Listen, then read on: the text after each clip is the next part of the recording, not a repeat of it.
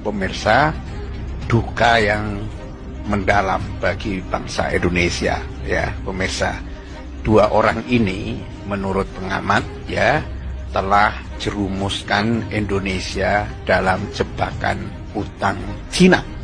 Ya, si Luhut Binsar Panjaitan yang dianggap sebagai orang terkuat di Indonesia, kata sejumlah pihak gitu ya, ternyata nggak punya daya apa-apa untuk negosiasi ke Cina. Ya, tempo hari dia berangkat ke Cina dengan mengatakan ya kayak wah gitu ya, akan melakukan high level dialog tingkat tinggi, tapi mbelgedes, nggak ada hasilnya. Sekedar untuk menurunkan suku bunga utang, ya, suku bunga pinjaman dari 3,4% menjadi 2%. Nggak berhasil, ya, ngomong besar aja Luhut. Dan besok ini atau kapan ini katanya mau Amerika lagi. Siapa yang ditemui di Amerika? Pejabat Amerika. Amerika tampaknya ya mainnya saklek aja, tegas-tegas kepada orang Indonesia karena sudah dianggap dengan Cina.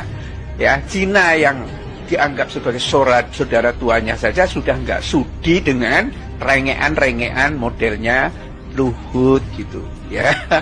Dan inilah yang kemudian terjadi, akhirnya Indonesia itu tetap menjadi jebakan Cina. Dan sekarang menurut Luhut sendiri ya kan, pihak Cina Development Bank ya, CDB gitu, meminta bahwa utang Indonesia itu dijaminkan dengan APBN. Ini sebetulnya adalah penghinaan yang luar biasa. Kenapa? Karena ya Cina tahu bahwa Indonesia nggak punya duit gitu loh. Ya, apanya yang bisa diandalkan? Ya, kalau korupsi banyak, karena sudah dikorupsi semua itu barangkali. Ya, inilah ya. Makanya banyak komentar ini pemirsa ya. Mati-matian segala cara dipakai untuk mengamankan sampai bikin koalisi besar hanya untuk memastikan masa pensiunnya tenang ya. Nggak ada sebetulnya presiden di Indonesia ini yang begitu ribut persoalan tentang koalisi besar, menjagokan siapa begitu untuk menghadang oposisi. Katakanlah Anies Baswedan itu disebut sebagai oposisi ya. Ya, dari awal semua pakar dan rakyat yang berakal sehat sudah mengingatkan, awas jebakan hutang Cina.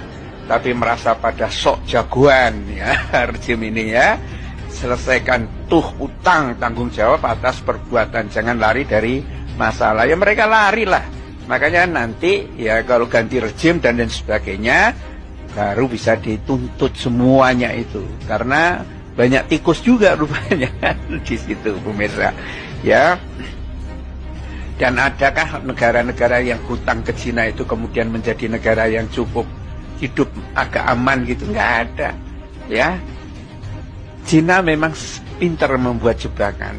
Awalnya mudah membuat hutang itu, tetapi seperti teknologi kereta cepat yang ada di Indonesia ini kan bukan hanya persoalan penganggaran saja yang menjadi masalah, tetapi teknologinya itu pun tergantung kepada Cina. Kalau Cina tidak transfer teknologinya kepada Indonesia atau transfer hanya separuh saja, kemudian sisanya itu tidak mau ditransferkan, apa yang bisa dilakukan Indonesia itu? Mau belajar ke Jepang, ya dilepehin sama Jepang gitu, dan akan menjadi ketergantungan. Belum lagi nanti biaya operasional kereta cepat ini menjadi jauh lebih mahal daripada pendapatan tiketnya.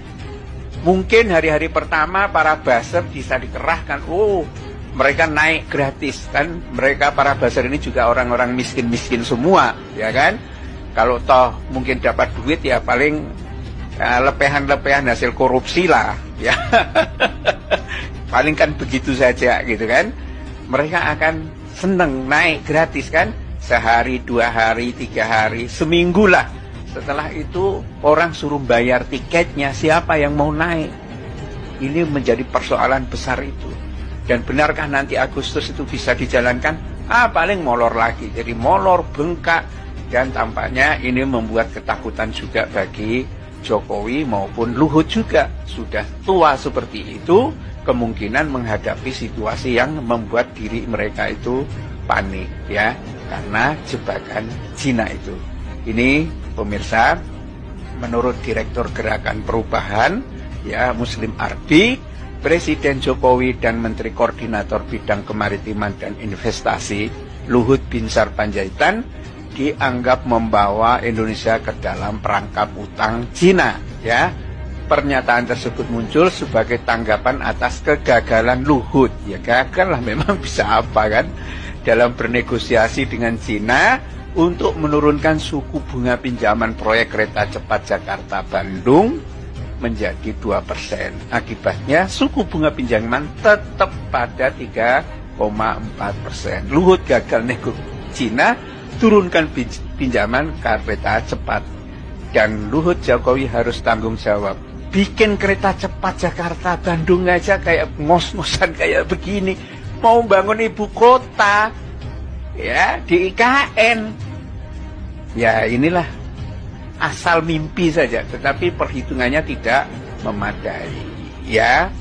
Ya dari awal proyek ini sebetulnya kan memang tidak disetujui oleh Jonan ya, yang waktu itu menjadi Menteri Perhubungan, dan akhirnya Jonan ditendang ya, gantilah Rini Suwandi apa siapa itu yang perempuan yang wah begini ya, bergaduh semua ternyata ya kan. Akibatnya ya proyek KJJB ya, kereta cepat Jakarta-Bandung ya merupakan proyek ugal-ugalan tanpa studi, tanpa perencanaan matang. Apalagi Jokowi dan Luhut tidak mau terima kritikan dari para pakar, akademisi, aktivis. Dan ketika dijalankan dengan modal nekat gitu kan, dan kekuasaan disangkain dengan teknologi dan ini cukup dengan kekuasaan. Kalau nggak matang perencanaannya ya akhirnya begitu. Ya, setiap saat ada masalah lalu mengubah APBN. Setiap saat ada masalah APBN yang tekor terus menerus, dan sampai sekarang mangkrak ya, atau molor gitu ya, dan beberapa kewajibannya terhadap orang yang punya tanah pun tidak ada ya. Dan ini memang pemirsa dampaknya kepada ketakutan itu.